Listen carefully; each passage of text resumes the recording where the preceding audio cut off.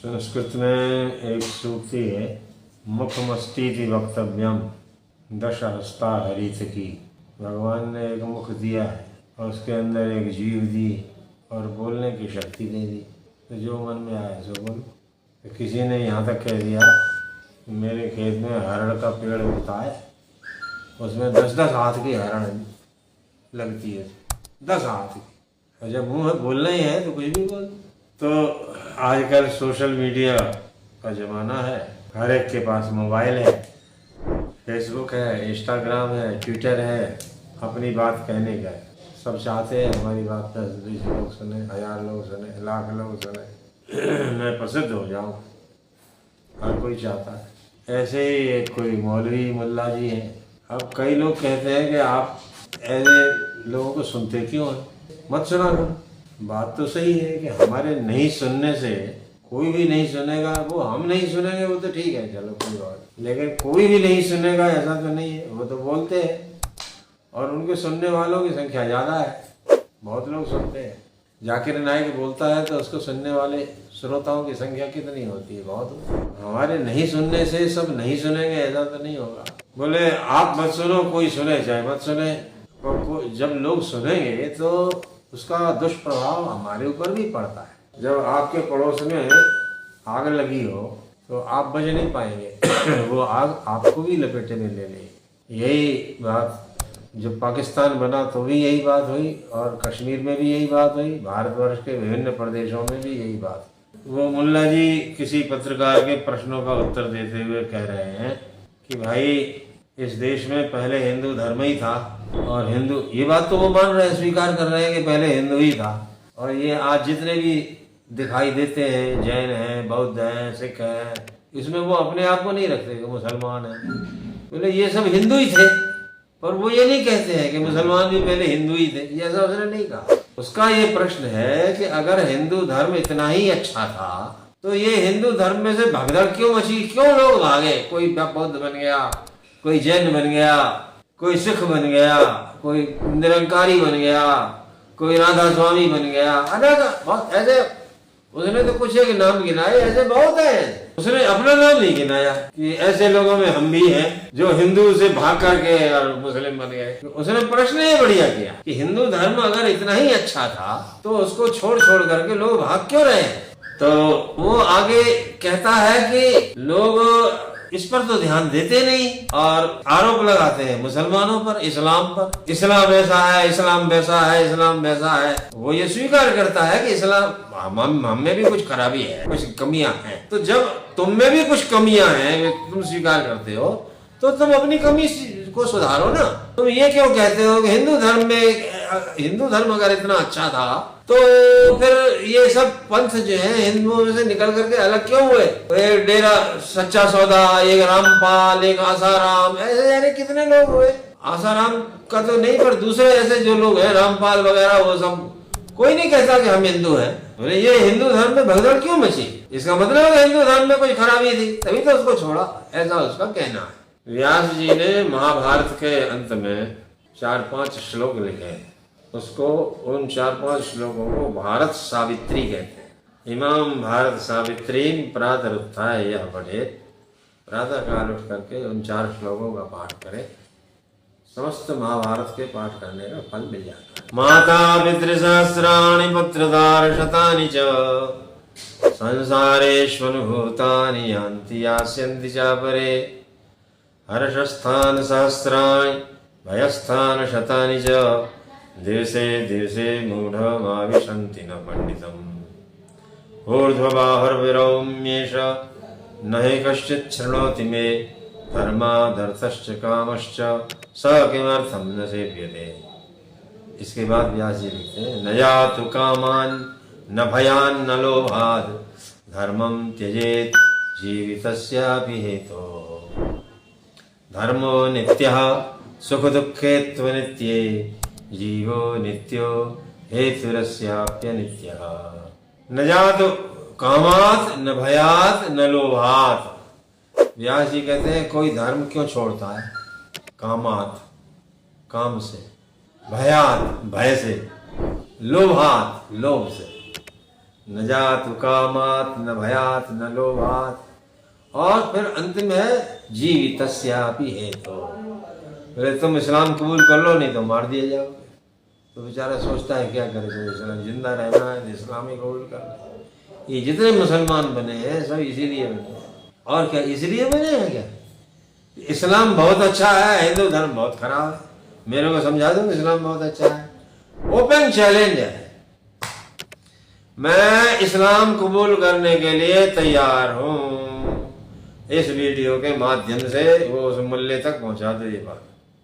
आओ ओपन बहस करते हैं बैठ करके। मैं आपको हिंदू धर्म समझाता हूं, आप मुझे इस्लाम समझाइए, देखते हैं कौन किसको समझा सकता है। ऐसे ये बात मैं जानता हूं, अगर आप इतने ही समझदार होते तो मुसलमान होते ही क्यों? ना समझते इसलिए मुसलमान। आप अगर हिंदू थे तो हिंदू धर्म की आपको समझ होनी चाहिए थी। अगर हिंदू धर्म की समझ आपको थी तो आप मुसलमान काहे को बने? इसका मतलब है न तो आपको हिंदू धर्म की समझ थी, इसीलिए तो आपने छोड़ दिया। जो लोग हिंदू धर्म को छोड़ते हैं, धर्म को छोड़ते हैं, वो समझते नहीं है ये धर्म क्या है, तो नहीं समझते हैं इसीलिए तो छोड़ा। समझते होते तो नहीं छोड़ते। अब बहुत से लोग ऐसे हैं जिन्होंने नहीं छोड़ा। अब ऐसा है, उनमें से भी जिन लोगों ने नहीं छोड़ा है वो भी समझते नहीं है कि धर्म क्या है। ये समस्या यही है, मूल समस्या यही है। मतलब ये है, सच्ची बात ये है कि जो हिंदू है वो नासमझी से हिंदू है, समझता नहीं है कि हिंदू होने का क्या मतलब है। इसी तरह जो मुस्लिम है वो नासमझी से मुस्लिम है, वो समझता नहीं है मुस्लिम होने का क्या मतलब है। जो ईसाई है वो नासमझी से ईसाई, जो है वो नासमझी से है। समझदारी से तो जो है वो तो बहुत कम लोग होंगे जो इनमें समझ होगी। न जातु कामान न भयान न लोभात, ये है।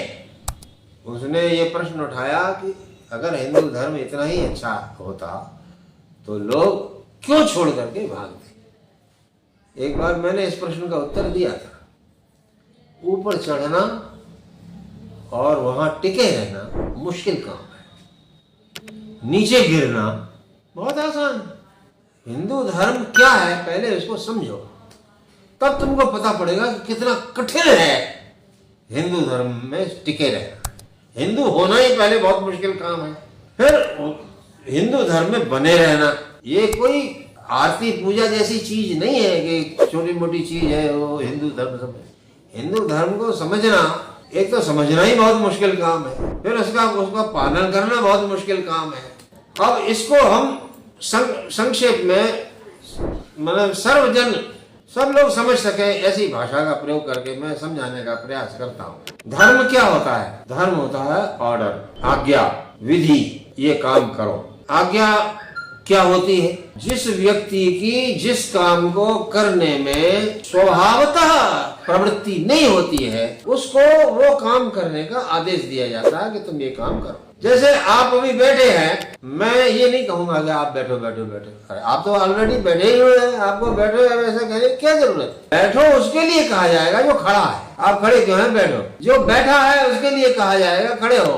तो जो व्यक्ति जिस व्यक्ति की रुचि प्रवृत्ति जिस काम को करने में स्वभावतः नहीं होती है, स्वभावतः उसको वैसा काम करने का आदेश देना, ये है धर्म। स्वभावतः प्रवृत्ति आप देखो, इसलिए जब कोई धर्म पालन करने को कहता है, धर्म पालन करने में स्वभावतः प्रवृत्ति नहीं होती। प्रातः काल ब्राह्म मुहूर्त में उठना चाहिए और उठ करके सहस्त्र परमाम जपेत, 11 माला गायत्री का जप करना चाहिए।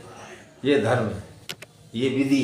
कितने लोगों की प्रवृत्ति होती है? सर नहीं होती है। ऐसा तो जब प्रवृत्ति नहीं होती है तो शास्त्र आदेश देता है कि भाई ब्राह्मे मुहूर्ते उत्थाय धर्मार्थ चानुचिंतयेत, ब्राह्म मुहूर्त में उठो, धर्म और अर्थ का चिंतन करो। फिर उसके बाद नहा धो करके स्नान वगैरह करके संध्या वंदन करके फिर सहस्त्र परमा अभ्यसेत, सहस्त्र परमा गायत्री का अभ्यास करो। ये शास्त्र का वचन है।